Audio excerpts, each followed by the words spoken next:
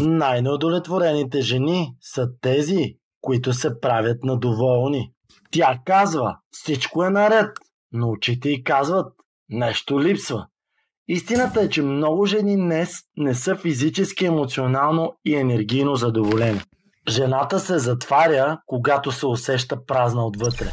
Няма как да даваш от себе си, когато вътре в теб е суша. И тогава започват съмненията, дистанцията, студът, студенината. Не става въпрос само за секс. Става въпрос за свързаност, чувственост, за това дали изобщо чуваш собствените си желания, за това дали тялото ти се чувства живо и дали мъжът до теб знае как да го отключи.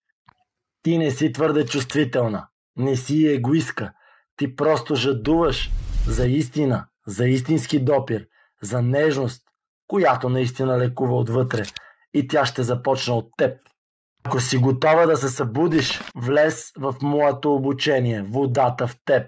Линкът е долу. Последвай ме, абонирай се за канала и запиши лична консултация, за да станеш част от единствената система за дълбока женска трансформация в България.